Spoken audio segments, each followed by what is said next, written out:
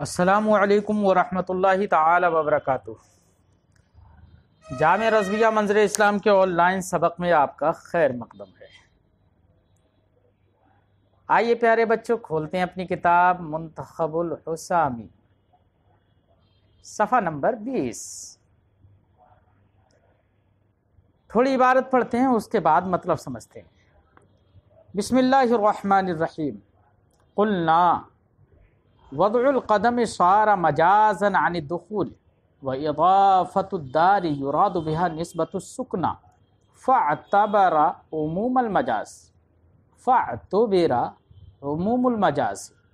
وهو نظير ما لو قال عبده حر يوم يقدم فلان فقدم ليلا أو نهارا عتق، لأن اليوم متى قرن بفعل لا يمتد حمل على مطلق الوقت ثم الوقت يدخل فيه الليل والنهار.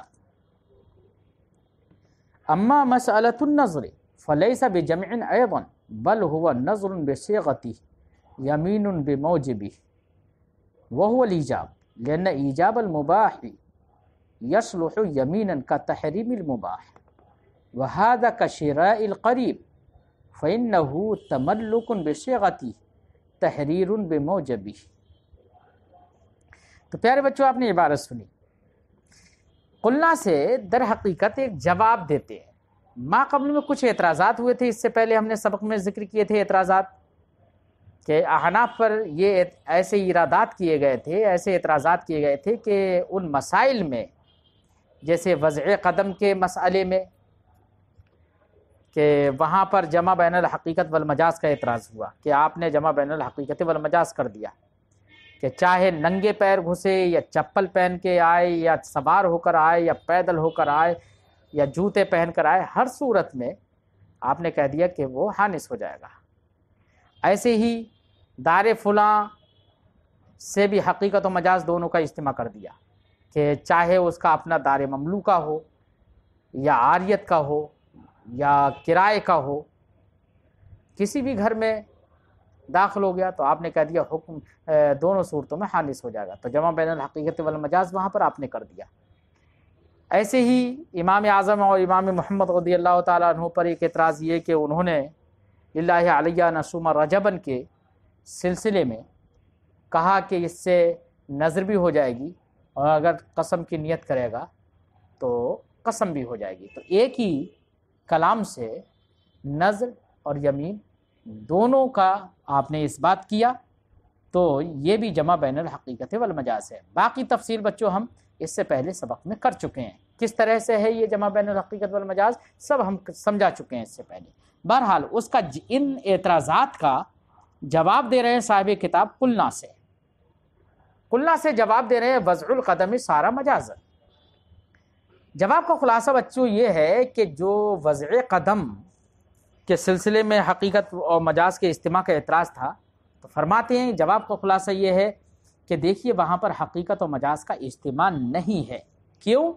اس لیے کہ لفظ وضع قدم جو عربی میں بولا جاتا ہے نا کہ لا اضع قدمی فی دار فلاں، میں اپنا قدم نہیں رکھوں گا، تو وضع قدم سے مراد صرف قدم رکھنا، اب اس کی حقیقت مراد نہیں ہے، بلکہ اس کا معنی مجازی مراد ہوتا ہے۔ اور معنی مجازی کیا ہے؟ وہ ہے دخول۔ کیا ہے؟ دخول۔ تو معنی مجازی وہاں پر مراد ہے دخول، اور اس دخول میں عموم ہے۔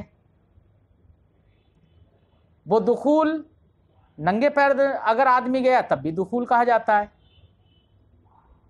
چپل پہن کر گیا تب بھی دخول کہا جاتا ہے، سوار ہو کر گیا تب بھی دخول کہا جاتا ہے، موٹر سائیکل سے گیا تب بھی دخول کہا جائے گا، پیدل گیا تب بھی دخول کہا جائے گا۔ دخول میں عموم ہے۔ تو اب وضع قدم یہ مجاز ہے دخول سے، اور دخول میں عموم ہے تو عموم مجاز ہوا، اور یہ مجاز میں ایسا عموم ہے کہ حقیقت اس کا ایک فرد بن گیا۔ تو یہاں پر جہاں پر آپ کو یہ شبہ ہو رہا ہے کہ حقیقت و مجاز کا اجتماع ہو گیا ہے، وہ حقیقت و مجاز کا اجتماع نہیں ہے، بلکہ وہاں پر عموم مجاز ہے، حقیقت مجاز کا ایک فرد ہو گیا ہے۔ اس لیے وہاں پر ایک لفظ سے حقیقت و مجاز دونوں مراد نہیں ہے، بلکہ صرف مجاز مراد ہے، اور اس میں عموم ہے۔ ہو گیا جواب؟ جواب سمجھ میں آ گیا بچوں؟ ایسی ہی دار فلاں کہا تو دار فلاں کو بھی اعتراض ہوا تھا کہ جمع بین الحقیقت والمجاز ہوگا وہاں، تو فرماتے ہیں نہیں، وہاں پر بھی جمع بین الحقیقت والمجاز نہیں ہے، بلکہ دار فلاں جب بولا جاتا ہے فلاں کا گھر، اب دار سے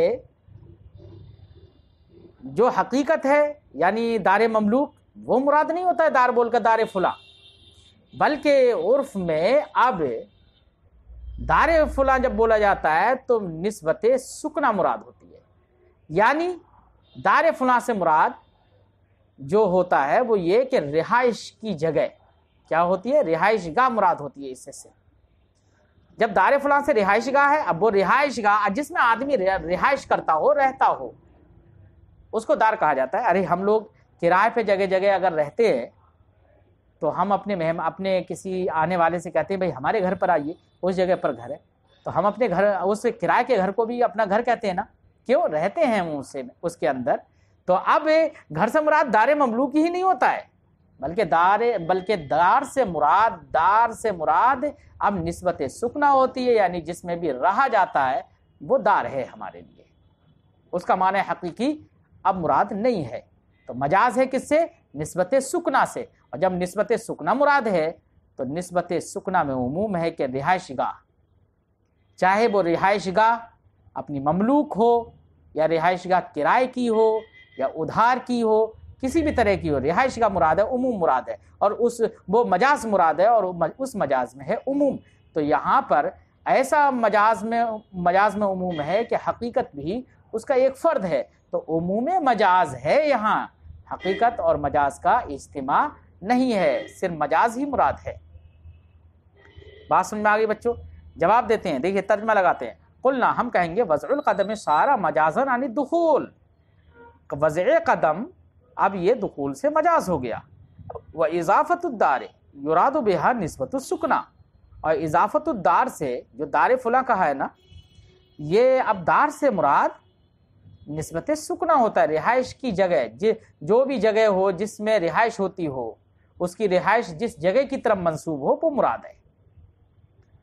فاعتبر عموم المجاز، تو ان مثالوں میں، ان جگہوں میں عموم مجاز کا اعتبار کیا ہے، یا عموم مجاز کا اعتبار کیا گیا، نہ کہ حقیقت و مجاز کا اجتماع۔ جواب ہو گیا؟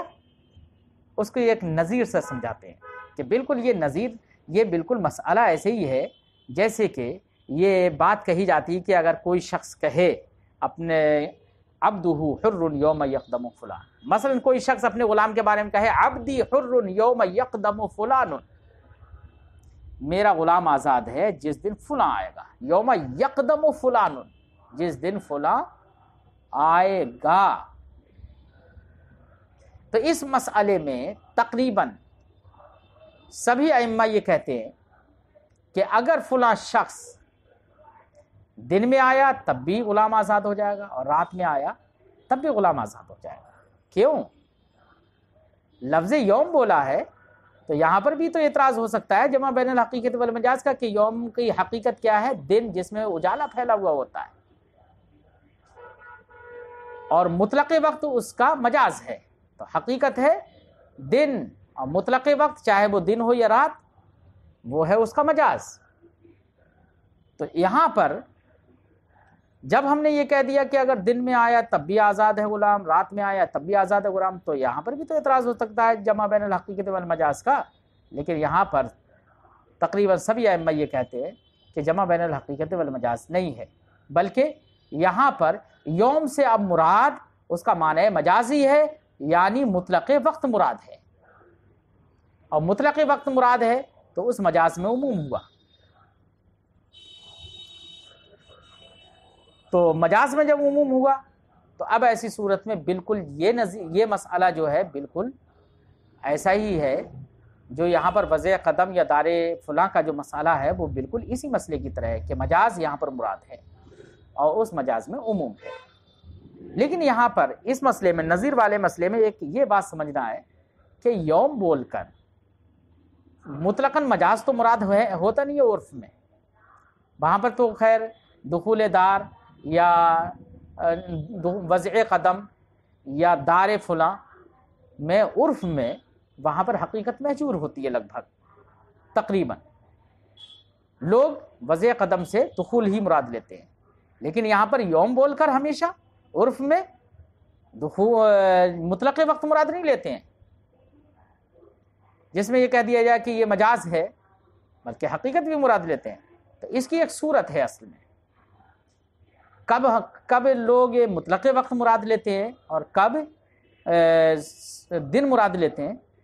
اس کی ایک صورت یہ ہے کہ لفظ یوم کے بارے میں یہ دیکھا جائے گا کہ یوم جس فعل کی جانب مضاف ہے، یا یہ کہو کہ لفظ یوم جس فعل سے مقرون ہے، اس فعل میں دیکھا جائے گا وہ فعل کیسا ہے، فعل ممتد ہے یا فعل غیر ممتد ہے.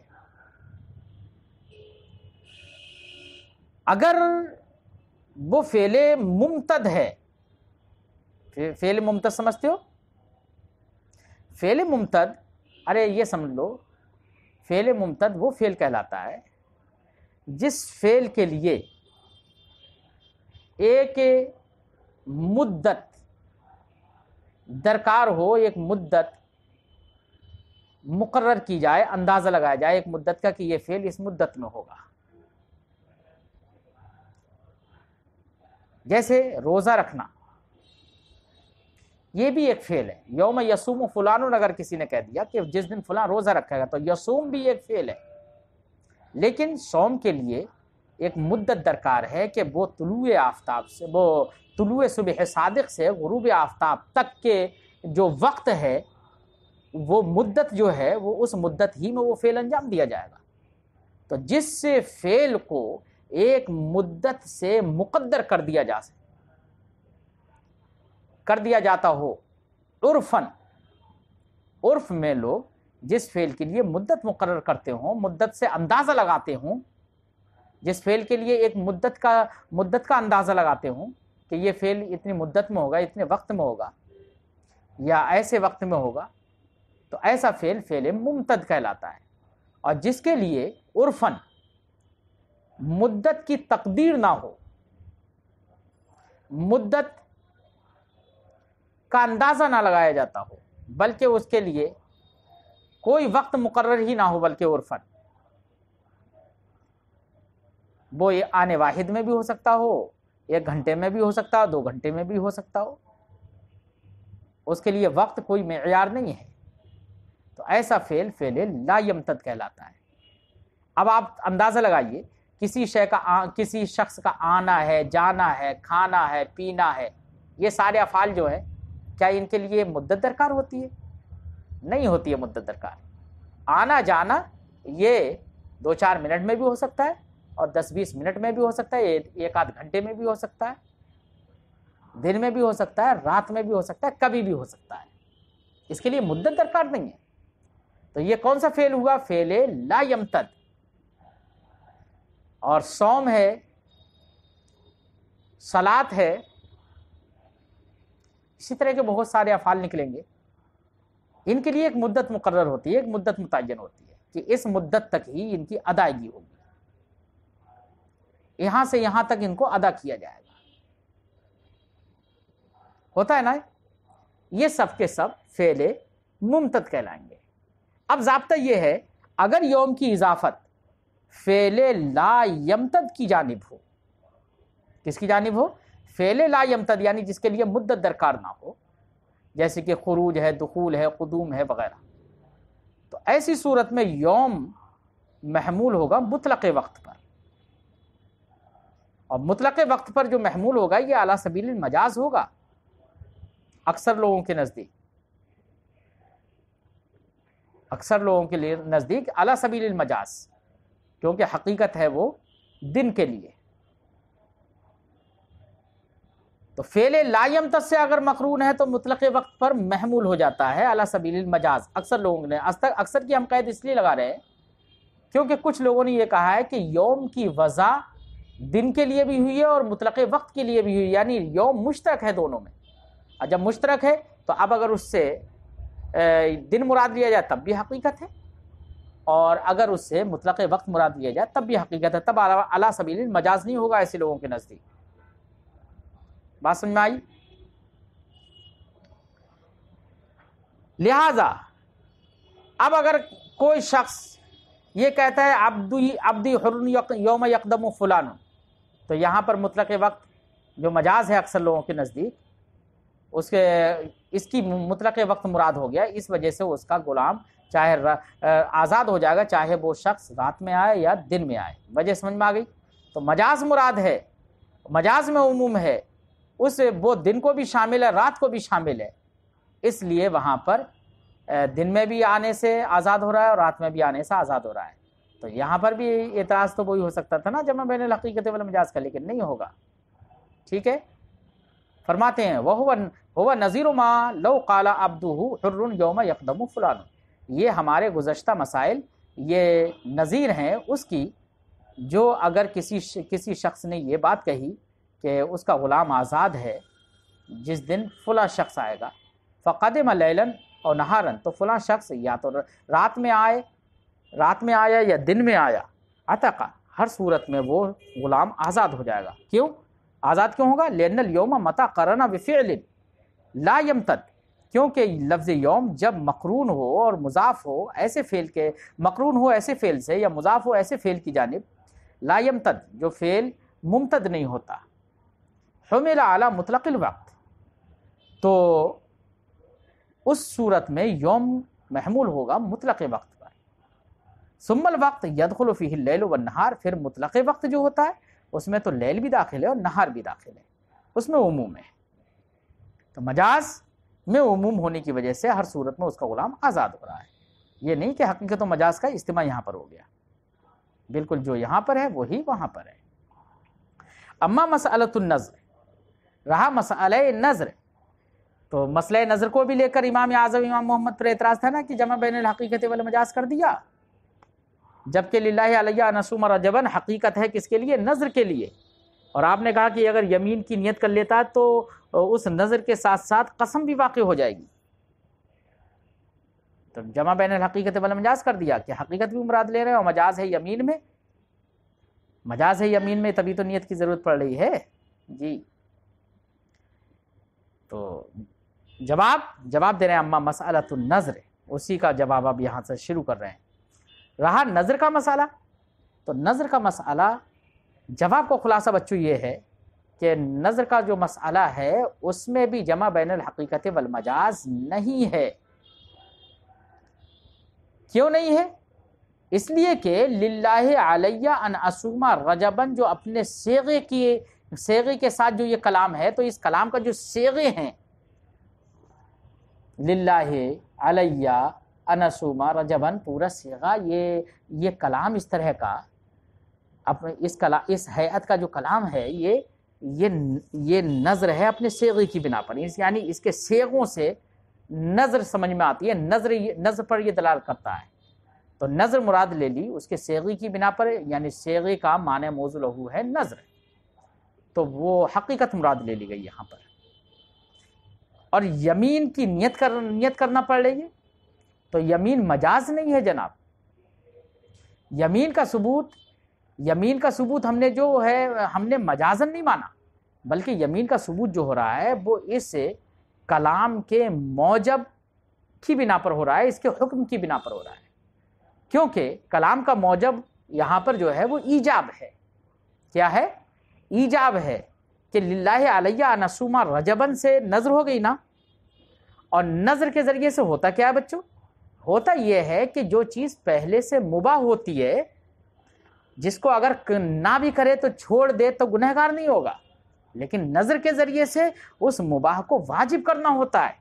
اب نظر مان لی تو نظر ماننے کی صورت میں اب اگر چھوڑے گا تو گنہگار ہوگا۔ وَلْيُوفُوا نُذُورَهُمْ، چاہیے کہ لوگ اپنی نظروں کو پورا کریں، تو مباح کو واجب کرنا ہوتا ہے یہاں پر، تو نظر ہے اپنے صیغے سے، اور اس نظر کا حکم یہ ہے کہ مباح کو واجب کرنا، ایجاب مباح، تو ایجاب مباح ہو رہا ہے جناب۔ جب ایجاب مباح ہو رہا ہے تو اس کلام کے موجب اور اس کے حکم سے مباح کو واجب کرنا جو اس کا حکم ہے، اس ایجاب مباح سے ہم نے یمین کا قول کیا کہ یمین کا تحقق ہو جائے گا۔ کیوں؟ وجہ یہ ہے کہ مباح کو واجب کرنا یمین بننے کی صلاحیت رکھتا ہے. مباح کو واجب کرنا یمین بننے کی صلاحیت رکھتا ہے، جس طریقے سے مباح کو حرام کرنا یمین بننے کی صلاحیت رکھتا ہے. یاد رکھنا، مباح کو واجب کرنا یمین بننے کی صلاحیت رکھتا ہے، جیسے کہ مباح کو حرام کرنا یعنی حلال کو حرام کر لینا یہ یمین بننے کی صلاحیت رکھتا ہے. تو اب اس شخص نے مباح کو اپنے اوپر واجب کر لیا نظر کے ذریعے سے. اب اگر اس کی نیت کر رہا ہے تو اب اس پر قسم بھی لازم ہوگی اسی کلام سے.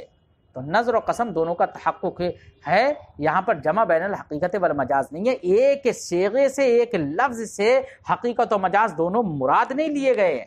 مراد تو صرف حقیقت ہے، اور یمین کا جو تحقق ہے وہ اس کے موجب اور اس کے حکم کی بنا پر ہے، یعنی ایجاب مباح کی بنا پر. اب رہی یہ بات ایجاب مباح قسم بننے کی صلاحیت رکھتا ہے، تو اس کی نظیر بھی تو چاہیے. کہاں پر رکھتا ہے، کیسے رکھتا ہے؟ تو اس کی نظیر میں پیش کر دیا، جیسے کہ تحریم مباح یمین بننے کی صلاحیت رکھتی ہے. تحریم مباح یمین بننے کی صلاحیت رکھتا ہے. اس کی مثال جیسے حدیث پاک سے دیتے ہیں کہ نبی کریم صلی اللہ علیہ وسلم نے ایک مرتبہ، حدیث میں لفظ ہیں کہ نبی کریم صلی اللہ علیہ وسلم نے حرام فرما لیا. اگرچہ محدثین کے وہاں پر دو قول ہے کہ سرکار نے شاید ماریا کو، آپ کی یہ کہ بیوی تھی حضرت ماریا، ان کو اپنے اوپر حرام کر لیا، اور کچھ محدثین کا قول یہ ہے کہ شہد کو اپنے اوپر حرام کر لیا. ظاہر بات ہے بیوی تھی، حلال تھی نا جی، اور شہد وہ بھی کھانا حلال ہے. اب یہاں پر حلال چیزوں کو سرکار نے اپنے اوپر حرام کر لیا، کسی مصلحت کے پیش نظر کچھ بھی رہا ہوگا، جس کو اللہ تعالیٰ نے اس انداز میں بیان فرمایا کہ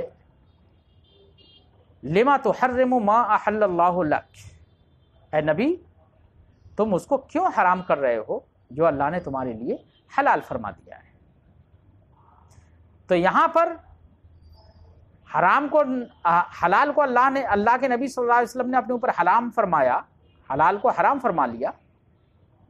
تو اس حرام کو وہ حلال کو حرام فرمانے کو اللہ نے یمین قرار دیا ہے. دیکھیے یمین کیسے قرار دیا، وہ کیسے پتہ چلے گا؟ وہ یہ کہ اللہ نے فرمایا اس میں فرمایا کہ قد فرض اللہ لکم تحلۃ ایمانکم، اللہ نے تمہارے قسموں کا کفارہ تم پر لازم کیا ہے، تاکہ تم اپنے قسموں کی بنا پر جو حرمت پیدا کر چکے ہو اس میں حلت پیدا کر دی جائے. تو یہاں پر تحلۃ ایمانکم سرکار نے حرام کیا تھا، تحریم کی تھی. اس تحریم کو کس سے تعبیر کیا؟ تحریم حلال کو ایمان سے اللہ نے فرمایا ایمان. تو اس سے سمجھ میں آ گیا کہ یمین کلام کے موجب سے ثابت ہوئی اور حاصل ہوئی، ورنہ تو صیغہ کلام سے تو تحریم ہے. بات سمجھ آئی؟ لیکن موجب اور چونکہ حلال کو حرام کر لینا، یہ حلال کو حرام کر لینا، اب حرام کرنے کا مطلب یہ کہ گنہگار ہوگا اس کرنے سے. اب پہلے کیا گنہگار نہیں، پہلے تو ثواب بھی مل گیا تھا. تو یہاں پر موجب کلام سے یمین کا حصول ہوا. یہ نہیں ہے کہ بطریق مجاز مراد ہے اس سے، کہ آپ کہیں کہ حرام کو حلال کو حرام کر لینا، اس کا معنی حقیقی کچھ اور ہے اور پھر اس سے مراد آپ نے یمین لے لیا تو یہ مجاز ہے. نہیں، بطریق مجاز مراد نہیں ہے، بلکہ وہ کلام کے موجب کی بنا پر. بات سمجھ میں آ گئی؟ فرماتے ہیں اما مسئلۃ النظر، رہا نظر کا مسئلہ، فلیس بجمع ایضا، وہ بھی جمع بین الحقیقت والمجاز نہیں ہے. بل ہوا نظر بصیغتی، بلکہ وہ نظر ہے اپنے صیغے کی بنا پر، یمین بموجبی، اور اپنے حکم کی بنا پر یمین ہے. اور اس کا حکم ہے کیا؟ ہوا الایجاب، وہ ہے ایجاب. لأن ایجاب المباح یصلح یمینا، کیونکہ مباح کو واجب کر لینا یہ یمین بننے کی صلاحیت رکھتا ہے. کا تحریم المباح، جیسے کہ مباح کو حرام کرنا یمین بننے کی صلاحیت رکھتا ہے، جیسے کہ ہم نے آپ کے سامنے یہ تفصیل سے بات رکھی.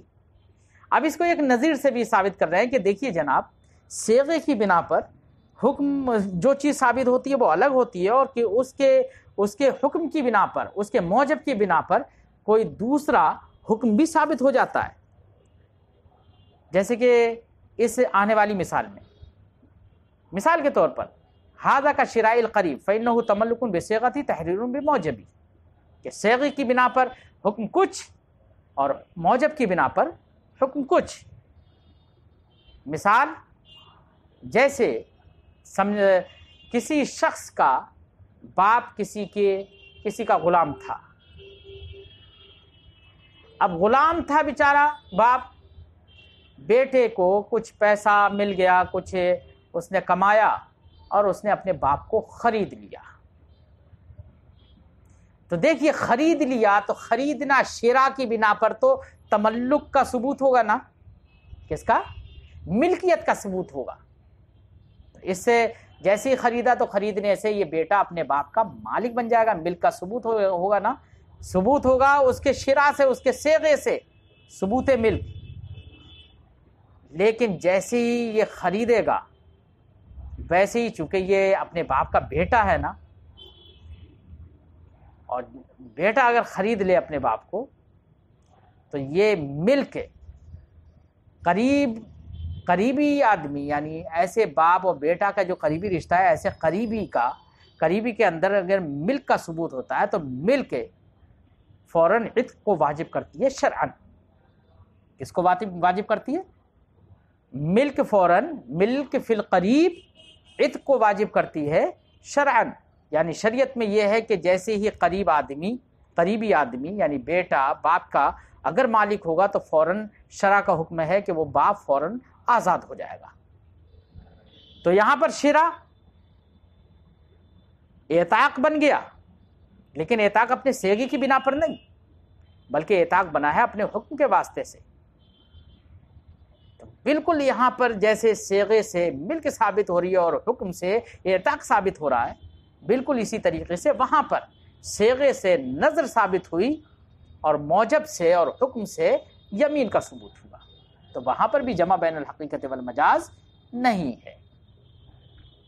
لیکن جناب آپ پر کوئی اعتراض کر سکتا ہے، کوئی کہہ سکتا ہے کہ جناب آپ کا یہ نظیر پیش کرنا کا شراء القریب، یہ نظیر پیش کرنا بھی صحیح نہیں ہے، بلکہ شراء قریب اور للہ علیہ رسوما رجبن جیسی مثالوں میں فرق ہے. وہ کیسے کہ شراء قریب اگر کسی نے کیا یعنی اپنے باپ کو خرید لیا تو وہاں پر ملک کا ثبوت ہوا صیغے سے، اور اس کے حکم سے فوراً عتق کا ثبوت ہو جائے گا. کیا کسی کو عتق کی نیت کرنے کی ضرورت پڑے گی کہ میں اپنے باپ کو آزاد کروں گا؟ نیت کرے گا تبھی آزاد ہوگا؟ نہیں، نیت نہیں کرے گا تب بھی اس کا ثبوت ہو جائے گا. اس کا مطلب یہ ہے کہ یہاں پر تو عتق کا ثبوت اس کے موجب سے ہو رہا ہے، نیت کی بھی ضرورت نہیں پڑ رہی ہے. اس کے برخلاف للہ علیہ نصوم رجبن میں امام اعظم نے کیا فرمایا کہ صیغے کی بنا پر تو نظر ہے، اور اگر نیت کر لیتا ہے یمین کی تو قسم کا بھی ثبوت اس سے ہو جائے گا. تو جناب کیسے مان لیں کہ وہاں پر موجب کی بنا پر یمین کا ثبوت ہے؟ اگر موجب کی بنا پر یمین کا ثبوت ہے تو نیت کی ضرورت پیش نہیں آتی، اور آپ بھی کہتے ہیں کہ وہاں پر نیت اگر کرے گا تب یمین کا ثبوت ہوگا. اس لیے ہم وہاں پر یہی کہیں گے کہ وہاں پر مجاز ہے، کیونکہ مجاز کو مراد لینے ہی کے لیے نیت کی ضرورت ہوتی ہے. بات سمجھ میں آ گئی؟ تو دونوں میں فرق ہے. اس لیے صاحب کتاب کا جو جواب ہے لیسا بجمع بل ہوا نظر بصیغتی یمین بموجبی، یہ جواب زیادہ معقول اور مضبوط نہیں ہے.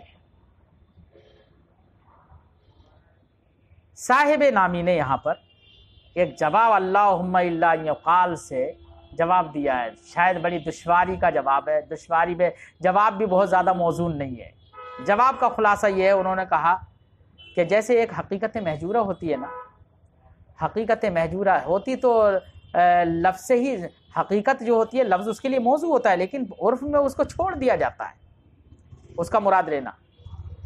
اب اگر عرف میں چھوڑ دیا گیا ہے اور مجاز ہی مراد ہوتا ہے، اب ایسی صورت میں کہیں پر حقیقت مراد لی جائے تو نیت کی ضرورت پڑتی ہے حقیقت مہجورہ میں. نیت اگر کرے گا تو حقیقت مراد ہوگی. تو حقیقت مہجورہ میں جیسے نیت کی ضرورت پڑتی ہے، بالکل اسی طریقے سے یہاں پر بھی ہو گیا کہ اگرچہ یمین کا ثبوت اس کے موجب سے ہوتا ہے، لیکن جس طریقے سے حقیقت کی نیت کی ضرورت پڑ جاتی ہے حقیقت مہجورہ کی صورت میں، بالکل ایسی یہاں پر نیت کی ضرورت ہے. شاید یہ جواب بہت صحیح طریقے سے منطبق نہیں ہو سکتا ہے. صاحب نامی نے کہا کہ بعض شراح نے تکلف کیا ہے جواب میں، لیکن جس کو صاحب نامی نے یہ کہا کہ تکلف کیا ہے، شاید وہ جواب زیادہ موزون ہے. وہ جواب یہ ہے کہ جناب یہاں پر جمع بین الحقیقت والمجاز نہیں ہے. کیوں؟ اس لیے کہ جمع بین الحقیقت والمجاز تب ہوگا جبکہ ایک ہی لفظ سے اس کی حقیقت بھی مراد ہو اور اسی لفظ سے اس کا مجاز بھی مراد ہو، تب ہوگی نا. لیکن یہاں پر ایسا نہیں ہے، بلکہ للہ میں لام جو ہے وہ قسم کے لیے، واو واللہ کے معنی میں ہے. یہ تو للہ میں لام قسم کے لیے ہے، تو لام قسمیہ سے یمین کا ثبوت ہوتا ہے. علیہ ان اسوما رجبن جیسے صیغوں کا استعمال نظر کے لیے ہوتا ہے. علیہ میرے اوپر، تو یہ علیہ ان اسوما جیسے صیغوں سے ایجاب سمجھ میں آتا ہے. تو اب علیہ ان اسوما رجبن سے نظر مراد ہے اور للہ کے لام سے قسم مراد ہے. تو دو قسم جس سے مراد ہے وہ الگ صیغہ ہے، الگ لفظ ہے، اور نظر جس سے مراد ہے وہ الگ لفظ ہے. تو ایک ہی لفظ سے دونوں معنی مراد نہیں ہے، حقیقت و مجاز مراد نہیں ہے کہ آپ کہیں کہ حقیقت و مجاز کا اجتماع ہو گیا، بلکہ دونوں سے اس کے معنی حقیقی ہی مراد ہیں. بات سمجھ آئی؟ کلمہ واحدہ میں حقیقت و مجاز کا اجتماع نہیں ہوا، بلکہ دو الگ الگ کلمے ہیں اور دونوں الگ الگ کلمے اپنے اپنے معنی پر دلالت کرنا ہے. تو اس معنی کر یہاں پر مجاز کا تو تصور ہی نہیں ہوگا.